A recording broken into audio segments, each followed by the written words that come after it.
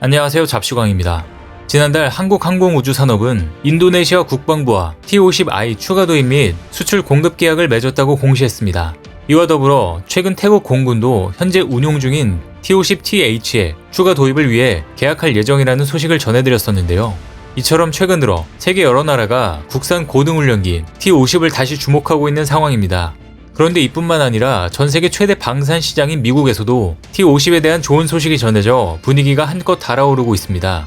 최근 미국의 러브콜이 이어지고 있는 건 미 공군 차기 고등훈련 사업에 선정된 T-7A 레드호크의 치명적인 문제가 발견됐기 때문입니다. 지난 2018년 카이는 보잉의 저가 입찰로 18조 원 규모의 미 공군 훈련기 수주를 놓친 적이 있습니다.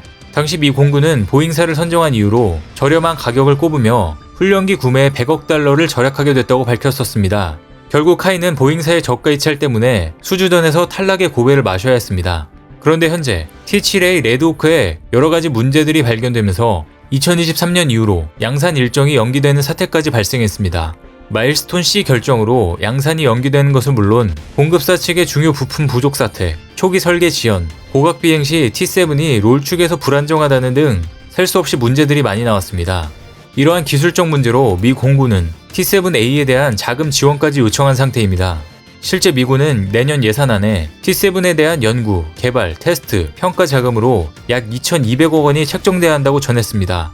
외신들은 T-7A의 개발이 예상보다 지연되고 있는 결정적인 이유로 윙락 현상을 꼽고 있는데요. 윙락은 고바듬각 영역에서 발생하는 불안정한 롤 특성 중 하나로 종방향 기체축을 중심으로 스스로 진동하는 현상을 말합니다. 윙락 현상은 고바듬각 비행 영역을 제한하고 전투 기동 시 조준 성능을 약화시켜 전투기 기동 성능과 작전 운용 성능을 크게 저하시킬 수 있습니다.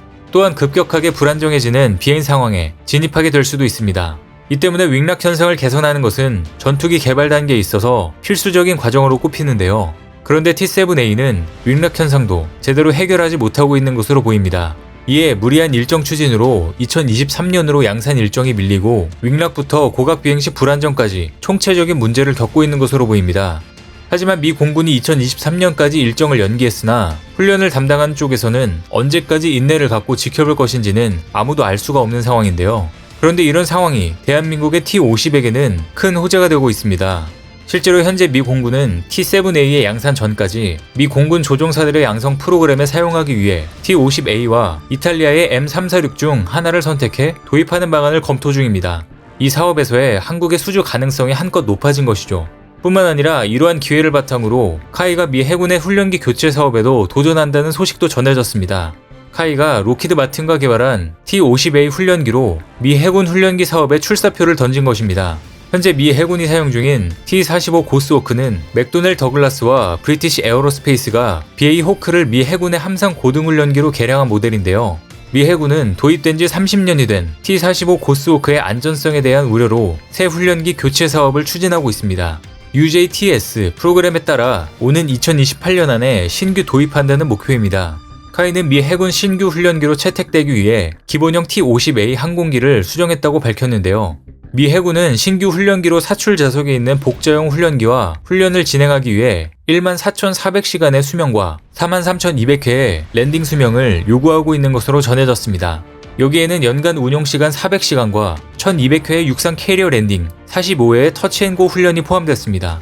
또 항공모함 운용 환경을 고려해 항공기가 높은 강하율로 착륙하는 과정을 평가하고 자동 지상 충돌 회피 시스템과 같은 첨단 기술 유무도 체크할 예정입니다. 아울러 미 해군은 41,000피트 고도에서 비행과 1,111km/h의 이상의 속도로 순항할 수 있기를 원하고 있는데요. 이번 해군 훈련기의 도입 사업에는 카이와 로키드 마틴이 컨소시엄을 이뤄 입찰에 참여하고 보잉과 이탈리아의 레오나르도가 입찰 참여 의사를 밝힌 상태입니다. 관련 업계에서는 해군 훈련기 도입 사업에 오히려 까다로운 조건 때문에 현재 결함이 발견된 보잉의 훈련기보다는 카이가 유력하다는 반응입니다. 그런데 아무리 기술적인 능력이 뛰어나더라도 가격적인 측면도 고려해야 합니다. 하지만 T-50은 고가의 초음속 전투기의 유지비, 가성비로 보나 손색이 없을 정도입니다. 이 같은 이유로 필리핀, 태국 등 동남아시아에서 T-50의 러브콜이 이어지고 있는 것인데요. 초음속 전투기에는 가깝지만 가격도 비싸지 않은 T-50을 계속 사용하고 있는 이유입니다. 동남아시아 국가들은 과거 무기 수입에 있어서 미국, 러시아 등 군사 선진국으로부터 높은 유지보수비, 덤탱이, 납품기한 지연 등 많은 피해를 봤었기 때문에 T-50에 대한 상당한 신뢰가 형성돼 있는데요. 실제로 최근 국산 고등훈련기 T-50에 대해 세계가 다시 주목하고 있는 분위기입니다. 동남아 국가들의 추가 수주에 힘입어 태국 공군도 현재 운용 중인 T-50TH의 추가 도입을 위해 계약할 예정으로 T-50을 운용하던 기존 나라들의 추가 구매 또한 계속 이어지고 있는 것이죠. 이처럼 T-50의 수출이 끊이지 않는 이유는 따로 있습니다. 우선 T-50은 동급 최신 기종들 가운데 가장 많은 수로 생산됐습니다. 현재 양산된 T-50은 파생형을 포함 200여 대에 달하며 우리나라를 포함해 전세계 5개 국가가 운용 중입니다. T-50의 적수라고 할 수 있는 이탈리아 레오나르도사의 M346 같은 경우 개발국인 이탈리아와 다른 국가를 포함해도 현재 운용되고 있는 항공기는 70여 대에 불과합니다. 규모의 경제 측면에서 M346은 T-50의 경쟁 상대가 되지 못하는 이유인데요. 또한 T-50은 기본적으로 초음속 비행 성능을 가지고 있고 본형인 고등훈련기 외에 무장 운용이 가능한 전술 입문 훈련기 TA-50과 경공격기 FA-50 그리고 공중 고객기 T-50B 등 다양한 파생형들을 가집니다.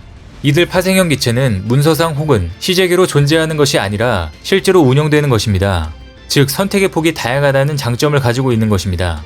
반면 M346의 경우 전술 입문 훈련기와 경공격기 버전이 있다고 홍보하지만 서류나 시제기로만 존재할 뿐 실제로 운용되지 못하고 있습니다. 특히나 이 가운데 경공격기 FA-50은 실전에서 성능이 검증된 것으로 유명한데요. 여기서 F는 전투기, A는 공격기라는 의미를 가지고 있습니다. 이른 그대로 전투기와 공격기로도 모두 사용이 가능하다는 의미입니다. 필리핀 공군이 운용 중인 FA-50PH의 경우 지난 2017년 필리핀 민다나오 섬에서 벌어진 마라위 전투에 투입돼 전장의 게임 체인저로 활약한 바가 있습니다. 마라위 전투는 이슬람 극단주의 IS 분파 중 하나가 필리핀 마라위를 점령하면서 벌어진 전투인데요. 필리핀은 2014년 한국으로부터 12대의 FA-50을 구입한 뒤 2017년 실전 배치를 하자마자 곧바로 마라위 전투에 투입해야 하는 상황이 되었습니다. 필리핀 입장에서는 절묘한 타이밍에 전투기 배치가 완료된 것이죠. 당시 FA-50은 MK-82 500파운드 폭탄을 장착한 뒤 요소화된 적의 거점을 정확하게 폭격했습니다. 그 결과 마라위 전투에서 IS 세력들의 활동에 제약이 생겼고 필리핀군은 전투에서 우위를 점하며 전장을 주도하며 대승을 거둘 수 있었습니다. 현재 FA-50에서 운용 중인 항공무장은 AIM-9L 사이드와인더 단거리 공대공 미사일, MK-82와 MK-20, CBU-38 폭탄과 AGM-65D 공대지 미사일 등입니다. 또한 카이는 FA-50 성능 개량을 추가로 구상하고 있는 것으로 알려졌는데요.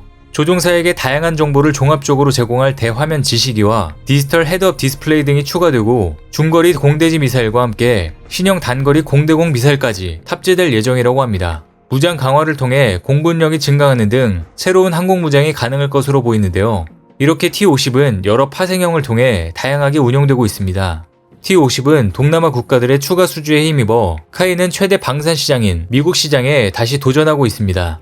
미 공군의 차기 고등훈련기 사업에서 보잉사의 치명적인 문제로 인해 미 해군까지 이 영향이 미칠 것으로 전망되는데요. T-50이 미 해군에 선정되기까지 여러가지 어려움이 있겠지만 미 해군에 채택된다면 해당 사업에서 쌓인 노하우를 향후 보람의 KF-21에도 적용해 대한민국의 국방력에도 한층 도움이 될 것으로 보입니다. 오늘 준비한 소식은 여기까지입니다. 댓글을 통한 여러분들의 많은 의견 기다리겠습니다. 많은 분들의 생각이 모였을 때 진정 가치 있는 지식이 완성될 것입니다. 시청해주셔서 감사합니다.